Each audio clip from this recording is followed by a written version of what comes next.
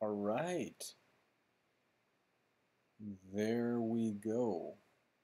Hey, what's going on, everyone? Do I still have any subscribers to this channel? If so, you should come say what's up. It has been a long time since I've been on, and man, I miss it. I miss making videos. Quinn, what's up? Jacob, how's it going, guys? It's been a while since we've chatted, but just want you to know I haven't forgotten about the YouTube channel. Um, I'm going fishing here in about a month, which is awesome. California outdoorsman, no, I haven't done any fishing. So here in Minnesota, we can't even fish until the second weekend in May, and we have seasons. So the same thing with Wisconsin. And Wisconsin, I'm going to be doing the Muskie opener at the beginning of May. So the first weekend in May, I'll actually get out and do some fishing, which is really, really cool. But yeah, I thought I'd get online because I haven't been on in a really long time. I have some awesome news. Me and my wife are going to have our third child in September, which we're really excited about. And so I'm going to have 3 kids, all under 3.5 years old, which is pretty crazy, but it's pretty crazy awesome too. So things are good, guys. Things are real good. Couple updates. I uh, I bought a new setup, which is great. I bought a new Tranx 400, which is awesome. And so I'm going to be testing that out here in the next month. I bought a new Guide Select swim bait rod. And yeah, things are looking up. And here's what I'm also thinking. This time next year, I'm looking to get a boat.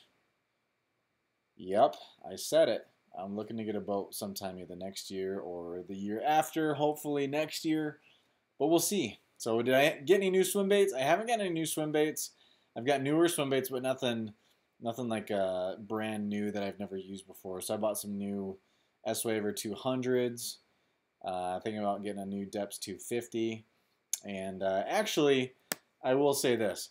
I did get the new Savage Gear boot tail. It looks so much like the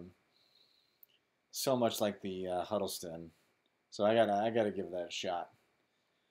But I do, guys. I gotta tell you this. I saw one of the biggest bass I've ever seen in my life here in Minnesota last year, and I really did not get to do barely any fishing last year at all. New job, everything was getting, just learning everything brand new. But it was really sweet. I was getting to know a lot of people here in Minnesota, and it's been a year and a half now since I've been here. But yeah, I haven't really done a whole lot of fishing. But this year, it's going to change, guys. It's going to change. I'm going to do a lot more fishing this year. And then next year, if I do get a boat, I'm going to start doing a lot more tournaments, which will be really fun. We're doing some bass tournaments. We're doing some muskie tournaments.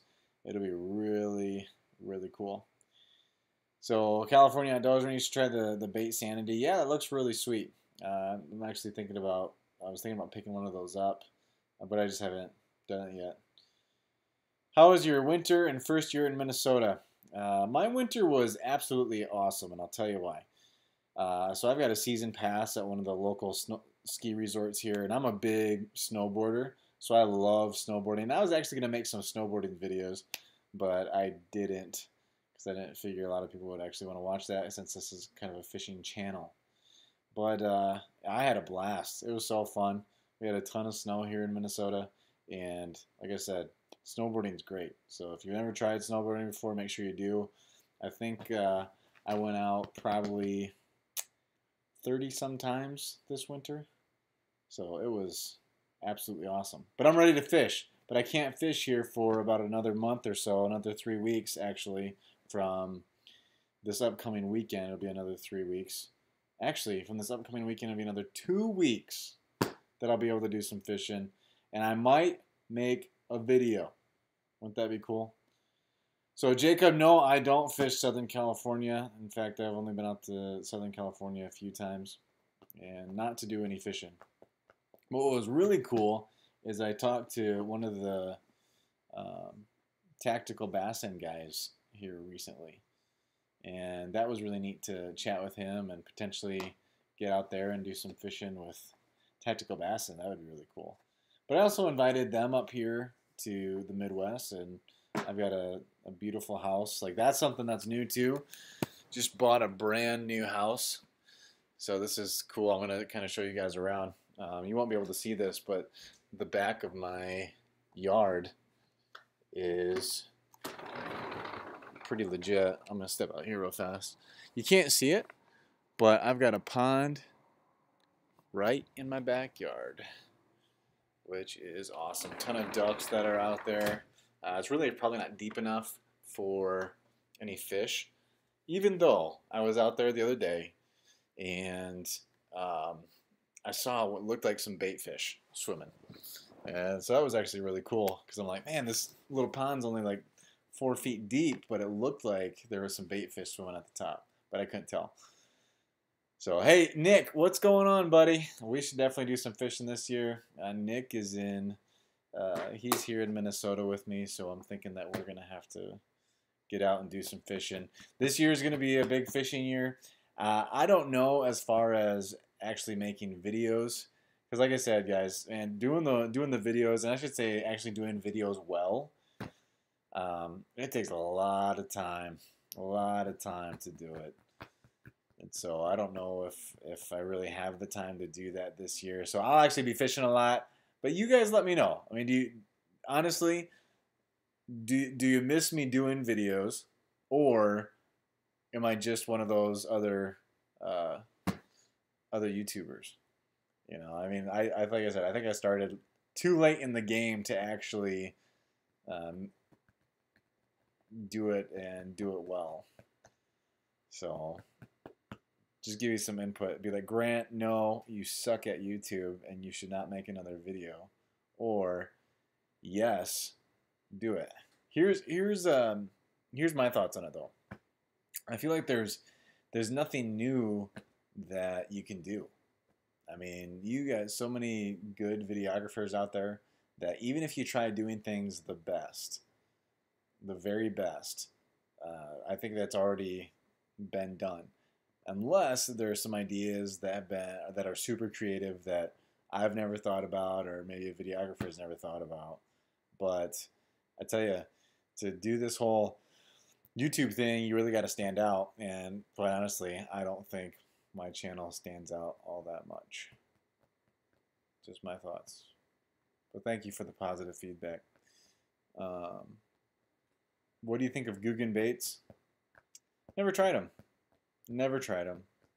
You know, I haven't watched any of the Googan guys in so long, and I think they've done a really cool thing for the sport. I think they've put it on the map, you know, of bass fishing. Like, I think that's really cool, and so they've really done a great job with that.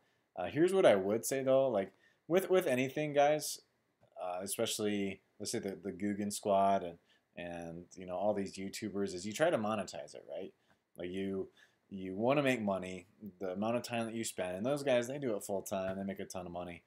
But you know, with the Googan baits, I don't are they any are they any different, these baits, than if I were to go buy a Senko? You know, like there's so much marketing involved, guys, in all this, in the fishing world, that you can think that it's the next best thing, and this thing catches more fish than this, and it's like, well, does it really? Does it really? Does this? And I've just heard this or seen it, that the Googan baits, the Bambino bug or Bandito bug, I don't even know what they call it. It's like, oh, this is the next big thing, and it's amazing, and it catches everything. It's like, well, maybe. Or does a Senko do the same thing? You know, and those are just my thoughts. So there's a lot of money in this industry to be had, and they're very smart, so they were able to monetize it, and they've created such a following that, you know, with their Googan baits, right? And you know, for me, I'm like, hey, stick to what has always worked. Why not? You know, is there a brand new lure that's gonna catch more fish than lures previously? I don't know. I really don't think so. Yeah, Jackson was like, lures are made to catch fishermen first, and it's true. Like it is true. And so that's why even with my swim bait collection, guys, like I bought like everything, and I've tested everything, and I've just kind of gone back to the same things over and over and over again. You know, and just even when I did one summer of fishing tournaments, and you know, the very first tournament I was in, I won. And what did I win it on? A crankbait. You know, there's nothing that's just like, oh man, a crankbait is like the newest thing. It's the best popular thing. It was like, no, it was a square bill crankbait that won me that tournament. Like that was it, you know. And so, like I said, nothing against the Guggen squad because they are doing it and they're making it legit and they're doing a good job. And a lot of people, like they put bass fishing on the map for a lot of people and a lot of young people, and that's really cool. At the same time, you know, they're also looking to make money, so why not come up with a product line that may or may not be better than anything else out there, but because of the brand name, you know. I hope that answers your question, Dane. I just kind of went on a little rant about that, but you know they're just smart. They're being smart. I don't know if they catch fish more than anything else would, but they're really smart. They came up with those baits, and they're making money off of them, whether they are better than anything else or not. So yeah, that's good though. That was a good question. Um, but Nick, I just want to read what Nick had to say. And Quinn, honestly, there's so many good YouTubers out there today. But personally, you're one of my favorite bassers on YouTube, especially because you're a Christian. Hey, thanks, dude. I appreciate that. Fishing big swim baits in the Midwest is super unique. I don't think you need to stand out. Just put out vids when you can and stay in touch with your committed fan base. Yeah, Quinn, hey, I appreciate that. You know, I mean, really, I didn't even think that I'd get to the amount of subscribers that I have now. I mean, and it's not that my channel hasn't really grown because I haven't really put out any content, you know. But no, I appreciate you guys sticking around. I mean, you haven't really unsubscribed. I think the new subscribers that I do have, they don't really know me that well, so um, you know, they're probably just gonna unsubscribe after they see this little live stream going on. Cloud9 Outdoors, welcome back. Hey, thanks. You know, it has been a while, and it's been good. Like my life has been great, but I do miss fishing. I do miss fishing. So I can't wait to fish for some muskies here in about 2.5 weeks on my birthday weekend. May 3rd is my birthday. I'll be the big 32, which is pretty crazy because it just seems like yesterday that I was a teenager, but life flies by real quick, and don't take it for granted. All right. Questions. Do we have any questions tonight? Questions. Any questions at all? You can ask me anything. And it can be about, it doesn't even have to be about fishing. It can be about life. I love talking about life in general, so it doesn't just have to be about fishing. But Cloud9 Outdoors, just ordered Matt Lures, Hammer Tail Shad for here in Minnesota. Pretty dang hyped. Yeah, buddy. I'm pumped. I'm super pumped. Top 5 lures. Now, if you were to tell me top 5 lures, are we talking regular lures or are we talking swim baits? But if we're going to go top 5 lures, here's what I would say.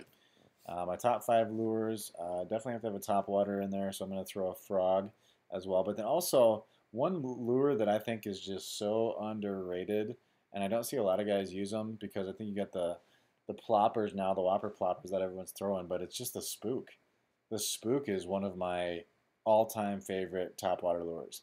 It just stays in the strike zone for so long, has that nice darting action back and forth.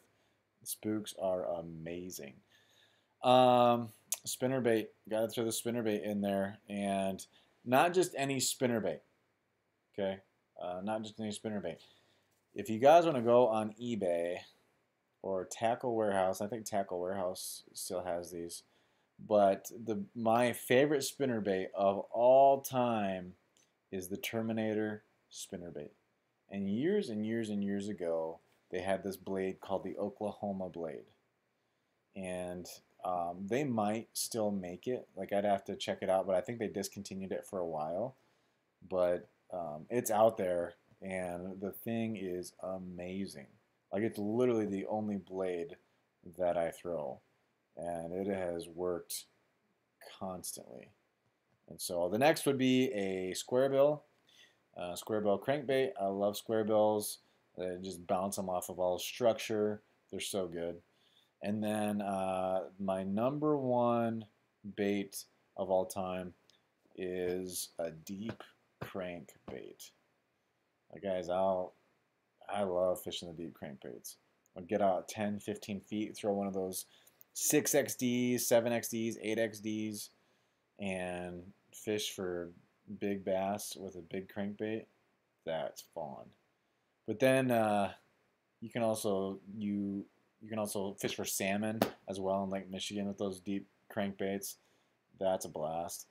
So those are my top 5. Now going to my top 5 swim baits that I have owned. Now there's a lot of swim baits that I haven't owned, but Huddleston's up there.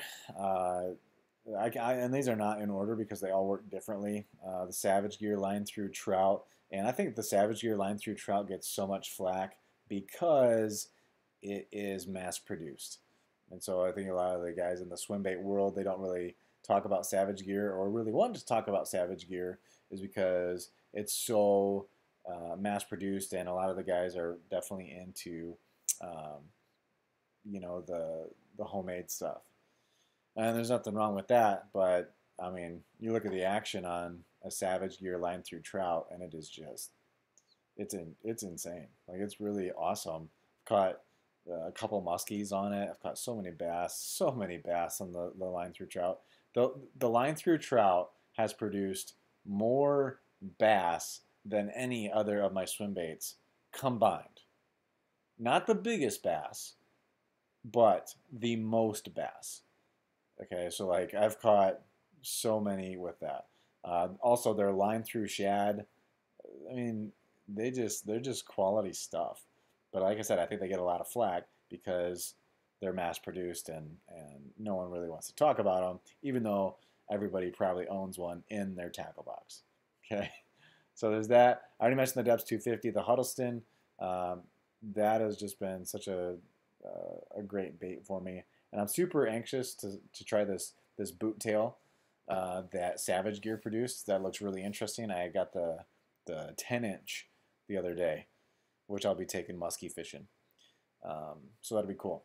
And then what else? I tell you, I don't really fish this swim bait anymore, even though it's absolutely awesome. But it's the Spro BBZ1, guys. And you know, if you are just new into swim baits, this thing produces. Okay, it's the sexy lavender shad, that color, like it's absolutely awesome. Is that 5? I would say top 5. S-Waver 200. You see me catch my personal best on the S-Waver 200, so I can't leave that one out. That one is phenomenal. So that's my top 5. Top 5. And I'm sure that there's some other good ones out there too. But like I said, I just keep going back to the same ones over and over again. So let's see.